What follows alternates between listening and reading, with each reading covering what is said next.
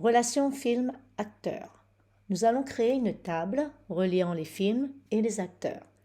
Vérifions que nous avons bien lancé tous les scripts nécessaires. Le script Start qui démarre les conteneurs du côté serveur, le script Dev qui surveille la modification des fichiers modules. Le script Open ouvre le navigateur sur la racine du site web que nous avons paramétré pour qu'il ouvre la liste des tables. Cliquons pour ouvrir la table des acteurs. Nous avons ajouté quelques acteurs ainsi que leurs photos à la table des acteurs. Revenons à Visual Studio Code et cliquons à nouveau sur le script Open pour ouvrir un nouvel onglet du navigateur sur notre site web. Cliquons pour ouvrir la table des films. Nous avons ajouté quelques films ainsi que leur affiche à la table des films. Revenons à Visual Studio Code et ouvrons le fichier cinema_init.xml. Ajoutons une balise db.table. Le nom de la table sera film_actor. Ajoutons un champ string pour le titre du film et appelons-le film_title. L'attribut primary indique que ce champ fait partie de la clé primaire. Ajoutons un autre champ string pour le nom de l'acteur et appelons-le actor_name. L'attribut primary indique que ce champ fait aussi partie de la clé primaire. Ajoutons un champ string pour le nom du personnage dans le film et appelons-le film_actor_character. Nous allons stocker dans la table une image de l'acteur dans le film. Ajoutons un champ string pour l'image proprement dite et appelons-le film_actor_image. Le champ de métadonnées associé doit être de type object. Portez le nom film_actor_image_meta et le type en base de données doit être JSON-B. Faisons maintenant une déclaration de clé étrangère pour indiquer que le nom du film doit exister dans la table film. Nous utilisons pour cela la balise foreign_key. L'attribut parent a pour valeur le nom de la table parente, soit film dans ce cas. Nous devons ensuite saisir un élément enfant de la balise foreign_key. Ce doit être une balise string avec comme attribut name le nom de la clé primaire de la table film. Dans ce cas, film_title. Le contenu de la balise string doit être le nom du champ dans la table film_actor. Dans ce cas, c'est à nouveau film_title. Faisons de même pour déclarer la clé étrangère actor_name. Entrons la balise foreign_key avec l'attribut parent valant actor.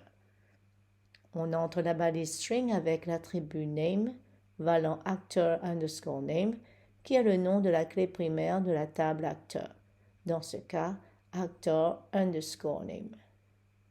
Le contenu de la balise string est le nom du champ dans la table film_actor.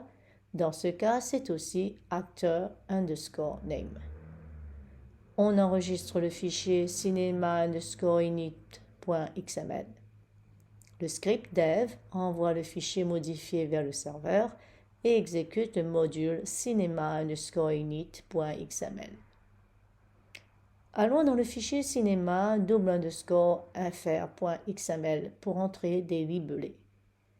Pour la clé film_actor_character, entrons la valeur personnage film.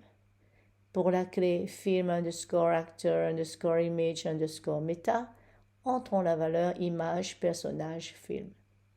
Utilisons le script open de package.json pour ouvrir un troisième onglet dans le navigateur.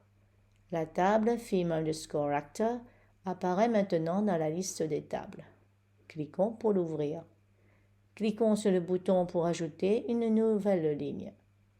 Le champ de saisie, titre du film, est sous forme de liste déroulante car il s'agit d'une clé étrangère sur la table film. Il en est de même pour le champ de saisie non acteur, qui est une clé étrangère sur la table des acteurs. Entrons le nom du personnage. Sauvegardons l'enregistrement. La liste a été mise à jour. Cliquons pour modifier la ligne. Nous pouvons maintenant entrer une image pour le personnage dans le film. Cliquons sur le bouton et choisissons un fichier image dans l'ordinateur.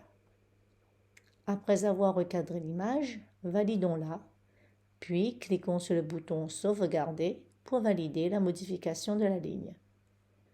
La liste a été actualisée avec l'image que nous venons d'insérer. Ouvrons l'onglet affichant la table des acteurs. Nous allons ajouter un acteur qui fait partie de la distribution du même film. Cliquons sur le bouton pour ajouter un acteur. Entrons son nom.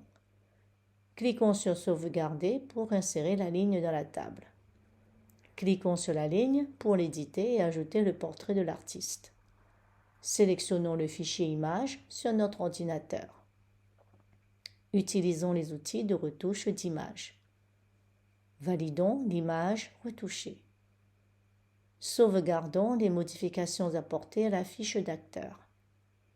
Repartons maintenant sur l'onglet affichant la table Film Acteur. Cliquons sur le bouton Ajouter.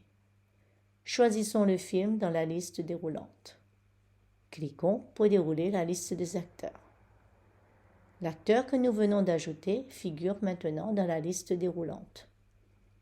La liste a été actualisée sans que nous ayons besoin de cliquer sur le bouton d'actualisation de la page du navigateur. En effet, l'application client CYK a été notifiée par le serveur d'une modification de la table des acteurs et la liste déroulante a été mise à jour en conséquence. Entrons le nom du personnage dans le film.